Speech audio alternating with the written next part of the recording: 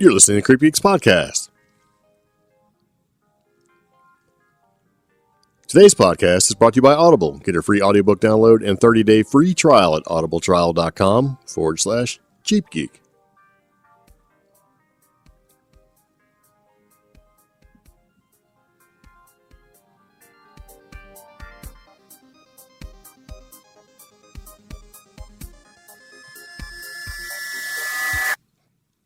So it begins again. Welcome back to CreepGeeks Podcast, episode number 168. Spooky games, the significance of dreams, and SETI at home goes dark.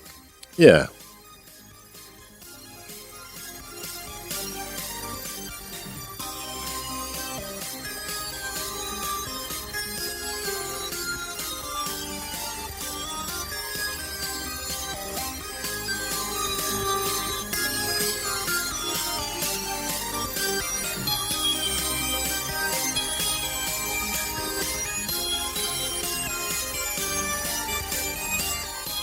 So it begins again. Welcome back to CreepGeeks Podcast, episode number 168. Got a lot of stuff to talk about today, but if it's your first time here listening to the podcast, thank you, and we're glad you're here.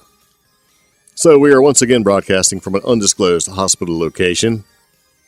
So if the audio is garbage, it is what it is. That's what we could say. Much like the food, the audio is garbage. Yes. So anyway, welcome to the podcast. This is the podcast where we talk about what? CreepGeeks Podcast is an offbeat news podcast that takes a lighthearted approach to the paranormal, cryptid, strange, the silly, and trending tech topics circulating the web, broadcasting paranormal news and fun stories from our undisclosed location in the mountains of western North Carolina. Yeah. So here we are again. We've done a couple podcasts from this undisclosed hospital room because if it's very first time tuning in, guess who broke their neck? Who? Me. Sure did. So anyway, kind of been locked away, sequestered, as you will, to get healed. Anyway, it's been a little bit of a thing. So it's been a little bit of a adventure, to say the least. So I've had lots of weird dreams while I've been locked up in the hospital. You know what I mean? Well, you're not locked up. Oh, yeah. Locked away, man. Locked away. Anyway, it's been kind of a thing. So not necessarily, I don't want people to think I'm like locked up in some kind of like prison hospital, but you are pretty much kind of like stuck. Well, like, oh, you want to go somewhere? Take your wheelchair or your walker or have somebody push you, you know? You're like, can I have some shoes so I can go outside? And they're like, no shoes for you. Get back in your room. That's not true at all. Eat your diabetic meal. In fact, they asked me to bring you proper shoes. Oh, so, yeah. Yeah. Those shoes won't do. Yeah. So. Like, oh, you have slippers? Oh, you think you're here to heal? You think you're here to relax and heal? No. I'm going to need you to bring some running shoes. I'm going to need you to get some, proper walking shoes. You got stuff to do. Oh, would you like a hot rag at 6 o'clock in the morning? That's like it's a trick question. Knock on the door and come in here and go, hello, do you want a hot wash rag for your face? And I'm like, what? No. I want to go back to sleep. Why did you wake me up for that? They come in there and they wake you up to see if you're, hey, are you sleeping good? Are you okay? Like, I was just fine. Why would you wake me up for this? You wake me up to tell me or ask me how I'm doing. And then they go, okay, if you need anything, let us know. So I need that 3 minutes of sleep back. That's what I need. 3 minutes because somebody else is going to come in later on and ask you a stupid question like, hey, do you want a hot rag for your face? Like, what? I don't know. Who are you? I don't even know who you are. If some stranger randomly woke you up in your house and asked if you'd like a hot rag. Yeah, for your face, you'd be like, what the hell is going on? You would make the news. Hot wash rag bandit makes the news. Just wake up random people and go, hey, do you want a hot rag for your face? Because by the time you figured out what was going on, they could just slink away. Yeah. You'd never even know they were there. So that's creepy. Yeah, and then and then they wake you up at like 7 and go, they don't call it food. Yeah. Like breakfast. They go, nutrition.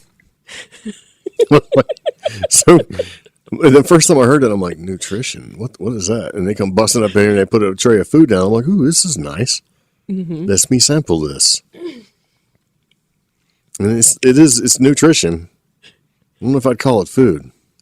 Would you call it sustenance? I would call it nutrition. Is it nutritious? I guess so. They say it is. That's what they're calling it. And then you're like, okay, this is great. You shouldn't complain, though. I'm not complaining at all. Yeah. Except for the hot wash rag people. No, I don't want a hot wash rag on my face at like 6 o'clock in the morning. Because they wake me up at like 5 to give me some kind of pill. They're like, here's your pill. And I'm like, okay, you couldn't wait till 7 when you give me the rest of the pills? But at least they wake you up. Imagine if they just like slammed open every door and just threw a wash rag at every patient. As funny as that would be, I do think that would be slightly inappropriate. Yeah. So, I don't know. It's a little bit of a thing. It's just weird, You think you go to a hospital to heal and relax. No. You need to do stuff. They got stuff for you to do. Mm-hmm. Like, oh, we're going to take you down to physical therapy. Or as I like to say, physical torturers. Don't. But they're very nice people. And they all, and nurses are great and all that stuff. I mean, it's just a strange environment. And when I fell and broke my neck, my hands got all numb. So one of the hardest things I've had to do, but it's a milestone, or it was a milestone. Yeah. Was to be able to use the bathroom and wipe myself like a big boy. But my hands are kind of numb. So it's like a stranger doing it. So I'm like right back where I started from, right? Broke my neck, got to the point where I could stand up and use the potty and all that stuff. Had to have a stranger come wipe me down. This is the content you new listeners are tuning into. Yeah, so I'm kind of going on a little bit of a tangent here since I've been in the hospital for a while. Over a month. Yeah. For me, it seems like an eternity, but to the people that are in this spinal cord rehabilitation place, they're like, oh, that's nothing. Yeah. You're doing great. I'm like, I just want to go home and use the bathroom by myself. Yeah. So, and if the feeling comes back in my tingly fingers, yeah, it won't be like a stranger wiping me when I get done doing my big boy business. It'll be like me wiping me, and that'll be a joyous day. This is so spooky. Because you don't even know if you can get it all. It's this thing, man. Breaking your neck is an inconvenience, and I don't recommend it. And here, I will say officially, the CreepGeeks Podcast does not recommend breaking your neck. Yes. We are the official Don't Break Your Neck spokespeople. Yeah. We should create a company called Broke Neck Productions. So anyway. You weren't supposed to say that. Yeah, that doesn't matter. So, but the thing is, though, is I have had some crazy, weird dreams in here. Yeah. And so what we'd like to do for the podcast before we actually start the podcast, we'd like to talk a little bit. And we'd like to say, hey, you can call us on a phone number that we have if you'd like to share a story or have an idea for us. And that phone number is going to be 575-208-4025. Because that actually helps us and supports the podcast. And you can listen to the podcast, well, wherever you're listening to it now. You could actually do it on Facebook because we have a Facebook page and a group. YouTubes. We have YouTube. We have Instagram. We have all sorts of different ways for you to find us. And we have links to all those places in our show notes. And if you are listening for the first time, hey, welcome. Yeah. If you're here and you've been around for the ride, you kind of know what's going on, welcome back and appreciate it. Yeah. And as you know, we like to start off the podcast with an interesting random factoid. Oh, yeah. And at this point, I don't even know if we have an interesting random factoid. We do. What? Yes. Well, okay. So we are going to talk a little bit about spooky games or games you may have played as like a teenager or at sleepovers or at parties. At Partles. Partles, because it comes from parlor games. Ooh. Yes, parlor games became party games, and then they became sleepover games. But, sorry, one of the original very popular games that everybody has played sometime in their lifetime has been Truth or Dare. Dun, dun, dun. Well, one of the original versions of the game Truth or Dare was actually a Christmas game. And it was called Questions and Commands, and it was created in the late 1700s. Sorry, it already doesn't sound fun. Yeah. I don't like parlor games and board games and stuff, so Yeah. I'm already out. And if you said, ooh, come over and play Questions and Commands, I'd be like, I don't think so, man. Yeah. No, I'm not playing that stupid game. But it's weird because can you imagine Truth or Dare, which has been always associated with like a teenage sleepover game where somebody has to kiss somebody or do something gross or tell a horrible secret? Yeah. Can you imagine that kind of chaos at a Christmas party? Like a family Christmas party or something? I picture like some like Charles Dickens, Victorian style dipshittery. Yeah. You know, that's what I picture. It's like, who hast thou kissed? yeah. Which neighbor's lawn did you poop upon? You know, that type of stuff. Yeah, I don't know. Yeah.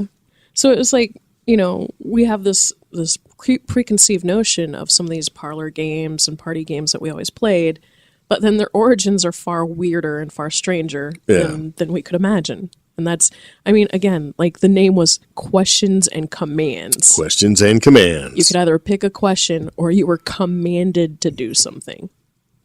Yeah. So that was our interesting random factoid. So there you go. Yeah. If you're some kind of like Jane Austen freak and you're all into that kind of thing, there you go. You can be like, ooh, we should play Questions and Commands. And I will immediately leave your party because if I'm there and you bust out with that kind of stuff, it's like, oh, look at the time. You know what time it is? Time to go. But did you ever play games like that when you were like a kid? Questions and Commands? Well, no. no. Like the spooky games, like the sleepover games. You know, honestly, most of these sleepover games, I always just picture girls playing them, so we didn't really do that kind of thing. Really? Yeah. Girls did this. Well, Well, I mean, I don't know. We never really, I don't know. well, like the one that I probably have like the best story about is one that even like my little brother played at like a party or two when he was growing up. So anyway, let's move into the section here where we actually talk about what we're talking about right now, and that's called Spooky Parlor Games. Yeah. So, all right. And the reason we want to talk about this is because it's almost as though within the past, I don't know, even 50, 60 years, or maybe longer, playing these games as like a young adult or a teenager has kind of conditioned us to be more accustomed to the paranormal. Well, that's what we say. Well, I do. I mean... Well, I don't know, because everybody plays the Ouija board, right? Yeah. And then there you go, and bad shit happens, and you go, oh my God. And so it either turns you on to the paranormal or terrorizes you, right? That's true. And see, the Ouija board was one of the few ones I had very limited interactions with. Well, that's probably a good thing. Yeah. Now, I will say when I was a teenager and I'd spend the night at people's places or we'd have parties, tarot cards always got brought out, you know? Yeah. As did runes, which I don't think a lot of people did. Right. They'd bring out the runes and people would try to figure them out and things like that. But I remember being... I see from the runes you'll be afflicted with chicken foot. Well, basically, you'd pop open whatever book you bought from Barnes and Noble or the library, because that's the resources when I was growing up. Yeah. And you'd go, ooh, this one says you're going to be a big visionary or something cheesy like that, you know? Be a big shot. Yeah. But like I'm thinking more towards like when I was about 10, 11, 12, some of the games that we would play, how if you look back as an adult, they were really creepy.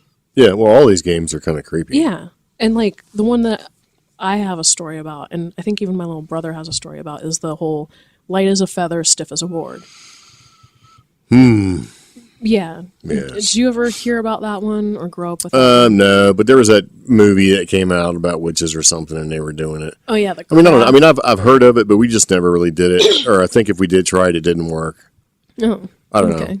Because, you know, it's kind of one of those things where, I don't know, we just never really did that kind of thing. Yeah. Because we also had horror movies and monster movies and stuff, so whenever there was a sleepover, instead of doing all this, like some of this spooky stuff that we're going to talk about, we just watched like crazy horror movies and monster movies. You know? So you had like Halloween and Amityville horror and all these, you know, Exorcist and stuff. Yeah. So we were watching those. So you're more creeped out just watching the movies in the dark in the living room, right? Yeah. Than actually doing these stupid things like light as a feather or stiff as a board kind of a thing. And I would say like the group that I kind of grew up with was a little more limited in their access to those types of movies. Ah, So- you mean poor? No, well, yes, but also like one girl. See, now you guys grew up with the Blockbuster era. Yeah. So you could have went and rented those movies. Not without an adult. Oh. Yeah. Well, we also rented See. all sorts of stupid movies our parents didn't really care about. Yeah. Like The Gates of Hell and stuff like that. And see, like with us, you had to have an adult Phantasm. check out a scary movie, or you had limits on what you could check out. There was these two girls I spent the night at their house a bunch. This girl Gretchen, this girl Corinne. I believe Corinne's parents were very religious, so we were limited in what we could check out or, you know, watch. So we would play games instead, and then we'd play games as long as we could until the spooky movies showed up on basic cable. And then we'd fall asleep to those. Yeah. You know? But with some of these games, like Bloody Mary, Light as a Feather, Stiff as a Board, it was weird how, I guess, the energy of playing these spooky games worked, you know? Sure.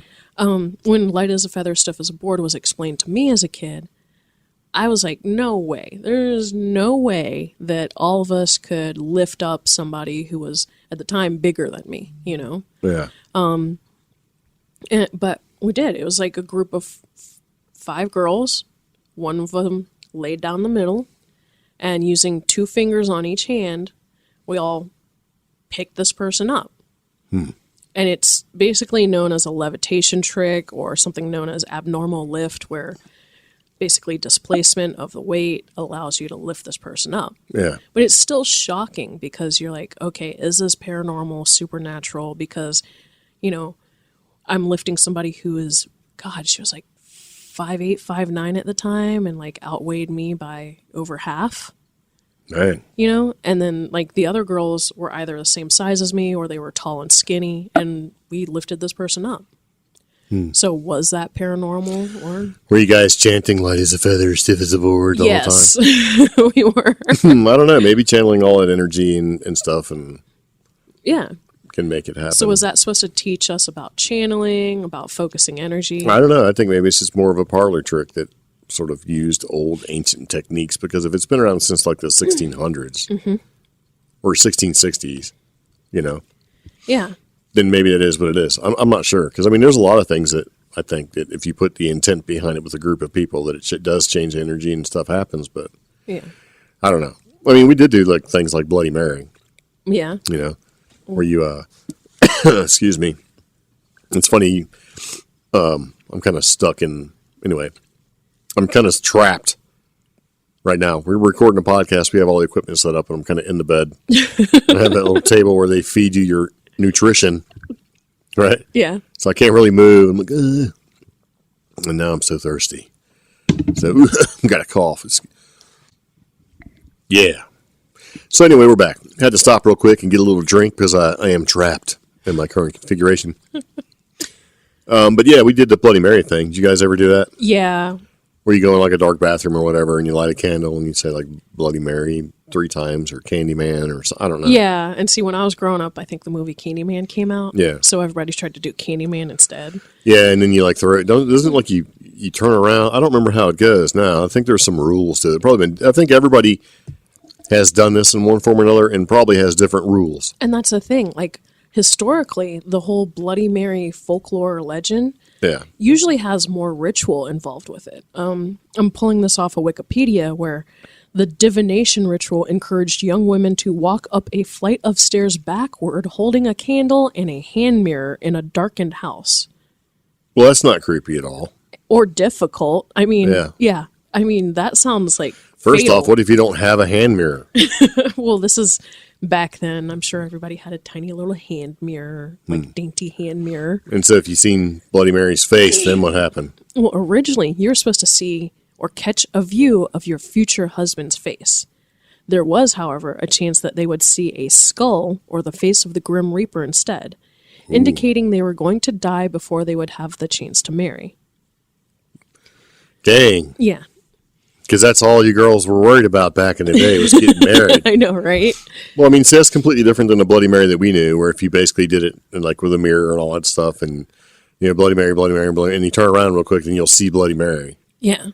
So is Bloody Mary the Queen of Scots?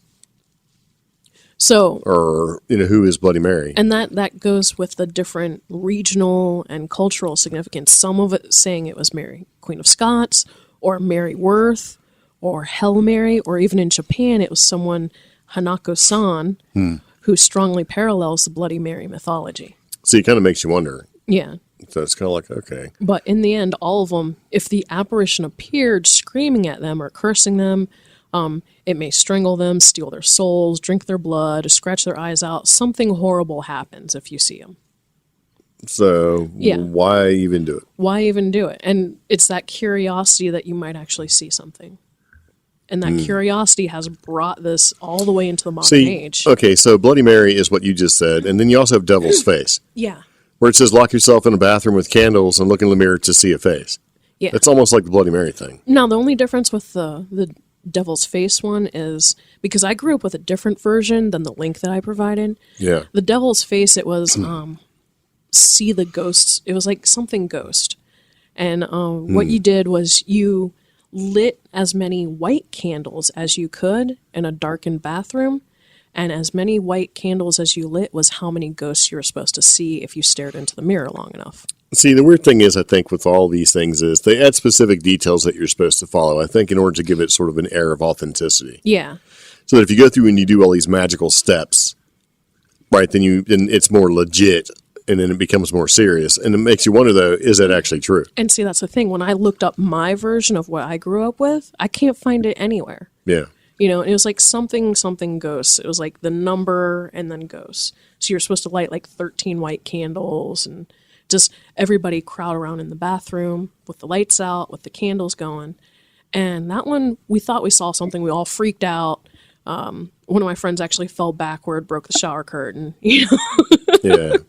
So it was like, okay, was that something we grew up with and nobody else did? Or, you know. I don't know. We could play the one called Whistling Nose. What's that? That's my nose right now is whistling. Every time I breathe in, because it's so dry in our secret undisclosed hospital location. Yeah. Maybe I need some nutrition. Yeah. I don't know. So, I mean, there's a couple more. You have like seances or table tipping. Yeah. You know, which we didn't really do very many seances or anything like that. It's just kind of one of those things where I think a lot of people don't necessarily do seances these days. I think they more like jump in with a Ouija board. Yeah. You know, so they're kind of conjuring / doing the seance thing. But I do like the fact that you actually put a link in here that's called Games to Attract Ghosts. I know, right? So if you'd like to attract ghosts and you're willing to take all the responsibility upon yourself for yourself, click on that link. Yeah. We're not going to talk too much about it. Yeah. And so another one that you included was called Dares. Oh, yeah.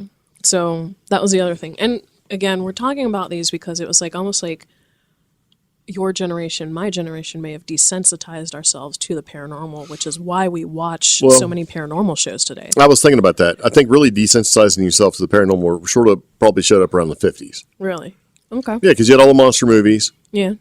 which got popular, and then you had alien movies, UFO, saucer movies, all that stuff got popular. And then there were kind of ghost movies thrown in there too, so I think that's really when it started.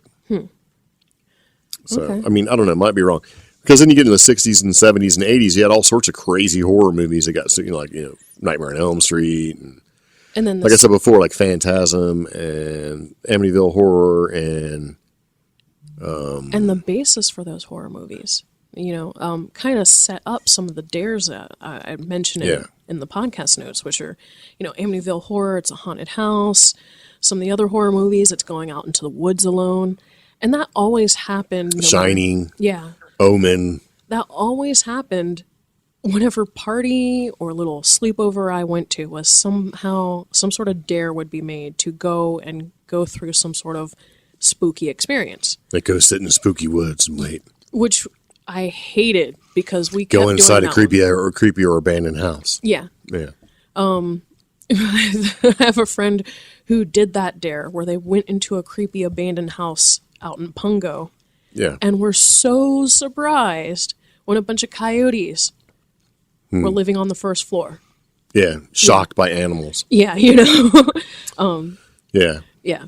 And the spooky woods thing, I had a weird experience where we got dared to go out there. And I found a bear stand because I kept thinking something was out in the woods. I got up in the bear stand and then something ran past. You mean like a tree stand? Yeah, like a deer stand is what I meant to say. Oh, okay. You know, and I got up in there because I kept feeling like something else was around. When I finally got up into the stand thing, which was so rickety, something huge just ran past. I didn't get a clear look at it. I know it was dark, It's probably a brown, dingo. and huge. Could have been a dingo. And it was the creepy woods that did a little C shape around our neighborhood. Yeah. You know? So, but. Very nice. See, we never did like the paper fortune teller. You didn't do those? I don't even know what those are. Remember, I'm not a girl. So if it like involved like, you know, what girls do, I didn't do them. I'm just saying. So were you ever like on the bus and saw the girls with the little triangle thing that goes like this? Like where you take your little fingers and you like 2 fingers go up and then they go out and all that stuff. Yeah, and that thing. Then you flip it up and it's like, ooh, you'll be rich. Yeah. I took part in them. I didn't make the thing. I didn't do the thing. That was a girl thing. Did you know those were called cootie catchers? No, I did not. Where I grew up, they were called cootie catchers. That's probably inappropriate. I know. Other people called them whirlybirds, which I had never heard of. Well, you're getting back into like circle, circle, dot, dot. Now you have your cootie shot. Yeah, I know. But see, again, okay, so growing up when I grew up, pretty much, 70s, and doing all this stuff, there were distinct lines between what the girls did and what the dudes did. I'm just saying. Okay. And so the girls would do that circle, circle, dot, dot, cootie shot stuff and all this other crap. Yeah. And we just didn't. Okay. I don't know. It's just kind of a weird thing. I mean, I get it now. Now it's probably different. See, now they have like smartphones and stuff. They do all sorts of. I'm sure their little games are way funner. That's why. Or they probably get excited about doing something like something all analog like that cootie catcher thing. Yeah, which is why I put this one in, is because I remembered this one while finding a list of paranormal games. Yeah. I was like, oh my God, I haven't seen one of those in like over 20 years, Yeah. And when I was growing up, the only thing you did with those was you lifted them up and it usually had some person who was on the bus his name, and that was who you're going to date next or whatever. Oh, yeah. See, I got to be honest with you. When I was growing up, it's like I gave like not a single shit about that. I'm just saying, So it just goes back to like, oh no, you what was it? Bloody Mary walking up the stairs backwards, right, with a little hand mirror. You're never going to get married. Oh, you're going to be an old spinster. Oh no, right? Yeah. No, the beginning of these little cootie catchers or fortune tellers, paper fortune tellers, is like in the 1930s. Wow, that's back when paper was expensive. I know, right? But the use of paper fortune tellers in England has been recorded since the 1950s. The phrase cootie catcher was used with other meanings in the U.S. for much longer. And then, I think the name cootie catcher picked up in the 1960s. So there were actually... Seems inappropriate. And here's the thing. There is actually books devoted to teaching kids this stuff. Really? Like Hopscotch, Hangman, Hot Potato, Haha, and a rule book of children's games. And then, and that was like way back in the day. Like, and girl culture, studying girl culture, a reader's guide. So it was like kind of ingrained that it was supposed to be something okay, Yeah, but I mean, that's also back when girls would take classes on how to do home ec and stuff too. Yeah, sure. That's home economics for all you losers out there who didn't do home economics. You know what? My little brother did, and I didn't. Well, there you go. No, I mean, those classes are useful. And a lot of schools cut them out. They don't do like home economics or whatever they call it now. And they don't do shop. Yeah. And I think it's good to have those classes because with things like shop and home economics and some of the art classes, you learn stuff that could possibly turn into a skill. Yeah. So why cut them? I don't understand that. So anyway, it's kind of one of those things. Yeah. Now, I remember this. SETI at home. Yeah. And what does SETI stand for? SETI stands for the search for... Extraterrestrial intelligence. Yeah. And what the deal was with SETI at home, if I remember correctly, because I did this for a while, and then I realized it was just sucking up bandwidth and chewing up my computer, was basically you could install the program, right? And depending on what time you set, and I might be wrong, it's been a while, it would download a chunk or a block of information, and while you weren't using your computer, right, like actively, it would crunch the data to try to determine if there was like an extraterrestrial signal or whatever it was trying to do. Yeah. And then when it was finished completing that little block of information, it would send it off to wherever and it'd be added to the mix. Would it be considered almost the grandfather of blockchain? Or yeah, probably. Yeah. But I'm sure it's been done before and not necessarily, just SETI doing it. But it was basically a nice crowdsourced way to process that information quickly, faster, better, than what they currently had. So you kind of felt like you were doing something. Yeah. And so it's being shut down, after like 21 years? Yeah. Yeah, because it says what you have here, active since 1999. It'll stop sending new work to users on March 31st. And there was a lot of people that would basically take their older computers. Yeah. And like they bought a new one and just let that one just keep crunching. I know. So, I mean, now people doing it for their mining cryptocurrency. They just let it crunch and kind of do that stuff. But Yeah. But the official statement on SETI's website is that on March 31st, the volunteer computing part of SETI at Home will stop distributing work and will go into hibernation. Now, they say they're doing this for two reasons. Scientifically, we're at the point of diminishing returns. Basically, we've analyzed all the data we need for now. And then the second reason, it's a lot of work for us to manage the distributed processing of data. We need to focus on completing the back-end analysis of the results we already have and writing this up in a scientific journal paper. However, they do want to let everyone know SETI at Home's not disappearing. The website and message boards will still continue to operate. We hope that other UC Berkeley astronomers will find uses for the huge computing capabilities of SETI at Home for SETI or related areas like cosmology and pulsar research.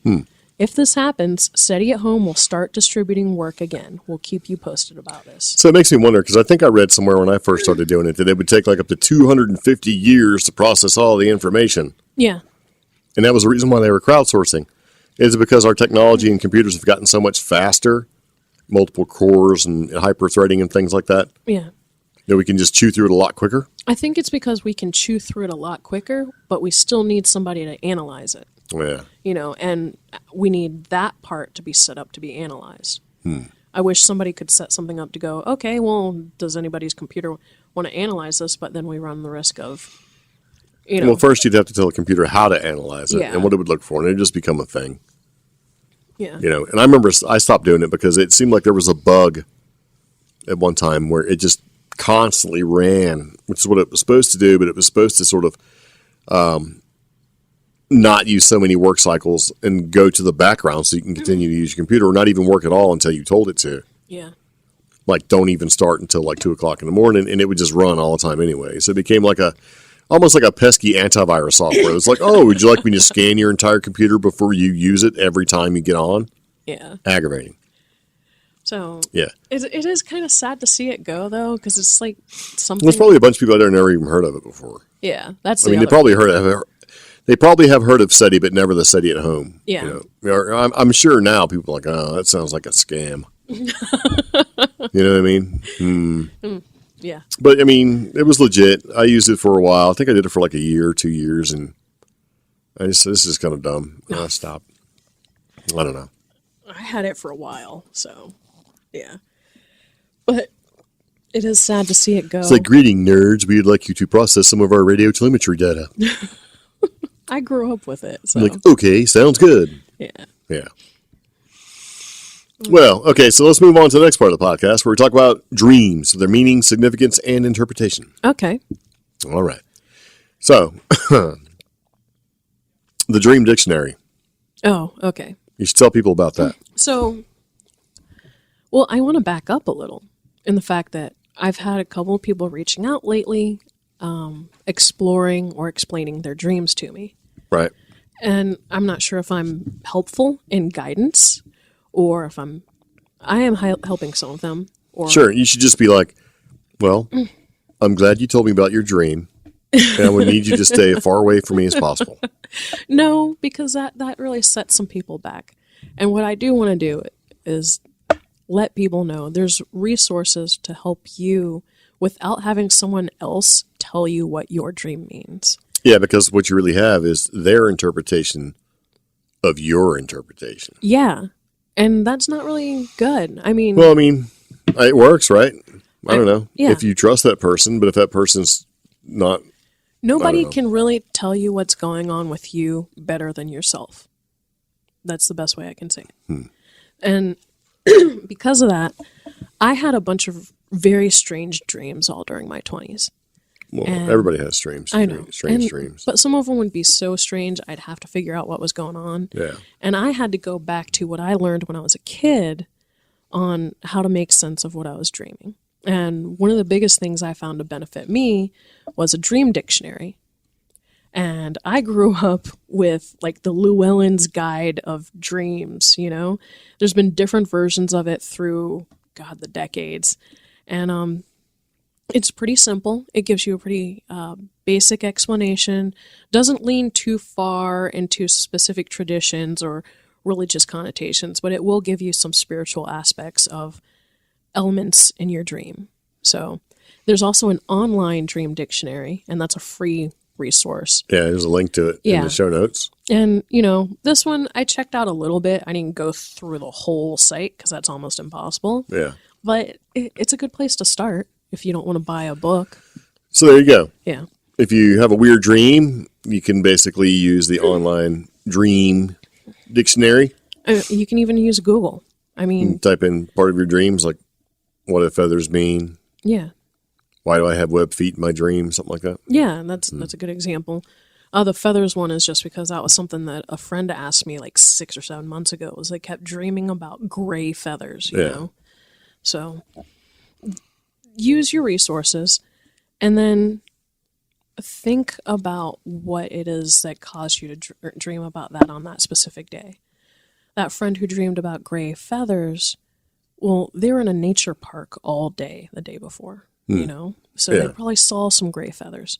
I'm not saying their brain was recycling and, cutting out all the spirituality to it, but you do have to take that into consideration. Go back to the moment that you saw those feathers. Were you having a good conversation with a friend? Were you getting some disturbing news? What was going on, Yeah. And that helps you decipher what exactly your dreams are trying to tell you. Yeah. Well, that's very nice. Do you have any weird dreams? Because I can't think of any that I'd want to share right now. So. Yeah. Now, I will say, when your dreams tend to repeat themselves or evolve or build off of another dream you've had that you can remember, that usually means whatever you're dreaming is significant. And it's either something you need to process emotionally, mentally, whatever, or it's something you need to pay attention to. To get very personal, when our older dog Ben got very sick, I had the same reoccurring dream, and that dream did give me a sense of dread, but it also helped me acknowledge the inevitable. And that when our dog passed away, it did give a sense of closure because those dreams stopped, Yep. Well, it's a real bummer. I know. But on a lighter note, if you keep dreaming something like, okay, so this is going to sound silly. I kept dreaming that I was constantly late and for a job that didn't even make sense. Constantly being late. And at the time I worked for a job that didn't have like a check-in time. You could work whenever you wanted, but I kept dreaming about constantly being late. What that actually basically morphed into was the fact that I felt very unprepared for the job I was working. So not necessarily, I'm going to be late on Thursday when the sun is out and it's 62 degrees. It means something else. It means, okay, maybe you're not quite prepared for this stage of your life. Yeah. So pay attention to that. Keep a dream journal. It helps. And then, once you start to notice a trend in your dreams, it may have a significant spiritual meaning, or it may mean you need to take a look at what's going on in your life. Well, there you go. Yeah. Well, that's pretty interesting. I'm sorry. That's okay.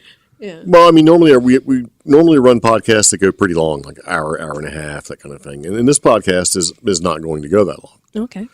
So this just kind of is what it is. We talked a little bit about different things in the podcast and some of the parlor games and things like that. Mm-hmm. If you guys have any kind of games that you played, which may be a little weird, you should drop us a note and let us know. And if you have weird dreams that you want to share with little to no judgment from us, you should kind of let us know as well. I'd like to hear about dreams that somehow manifested into something that actually happened. Yeah. Because, I've had moments in my life where I've had something similar happen, Mm-hmm. Like I said, our older dog, when he was getting sick, I had a dream, for months about basically getting into a car crash. And that's nice. Yeah.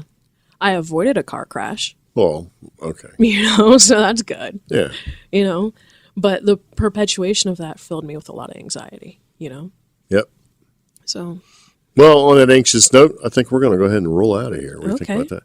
Now, we did provide links to one of the dream guides that I recommended. And also, I've provided links to all of the stuff we've talked about in the podcast and our social media. If you want to give us a shout out or reach out to us, that's going to be contact@creepgeeks.com or hit us up on Facebook or YouTube. We are posting regular content on a regular basis on YouTube. We're really shooting for that subscriber goal of basically growing our audience so that we can start doing things like special live streams and more. So go ahead, hit subscribe. We need 1,000 subscribers. Yep. That way we can do things like, stream via mobile or something. Yeah. And like I said, our Facebook is pretty active. We've got 2 really good moderators and some other people looking out for us. So if you pop in, start a conversation with us or them, we're fun. Okay? We may have a secret third moderator. Yeah. Anyway, it kind of is what it is. Yeah, give us reach out to us. Say hello. It's great fun. We also have Instagram, too, where we have taken pictures of places we've gone and sort of put them up there with a little caption for you to kind of figure out what's happening. We have been making some videos and editing some videos because we have a place where we've been uploading information and stuff that you can kind of follow as well. We're not going to announce that just yet, but it is what it is. But anyway, if you've been listening to the podcast, like I said, we do really appreciate it. So if you want to help us grow, that's awesome. If you don't, you just want to listen, that's awesome too. But either way, that's all I got. So, okay. Do appreciate you listening to the podcast, though. So, you got anything else? Other than one big thing, everybody, I do recommend checking CreepGeeks.com and seeing some of our new stuff that we have up. Yeah. Yeah. So there you go. That's about it. Okay. So anyway, we are going to go ahead and wrap up our broadcasting from this undisclosed hospital location in Western North Carolina, and hopefully the next time this podcast happens, we'll be in our own secret bunker location. Ooh. In other words, back home. Yeah. We've been gone, been in this hospital situation since, February 2nd? Yep. I'm ready to get out of here. I'm tired of being in here. So everybody, cross your fingers. Let's hope for some good news. Yes. Stay positive, and thank you everybody who has had us in their thoughts and prayers. Yes. And I'd also like to say one thing. What? Wash your hands. Yes. Please. Wash your hands, because this COVID-19, a.k.a. coronavirus thing. Yeah. People are saying, don't worry about it, don't worry about it. Wash your hands, man. Take the necessary precautions just so you don't get it. Oh, it's COVID-19. What did I say, Corvid? Yes, which is a crow. And I busted one of our friends for that, all lightly, but yeah. Did they have a broken neck? No. Then I get a pass. Yeah, everybody, autocorrect is changing COVID-19 to Corvid. Yeah. So keep an eye on your text messages.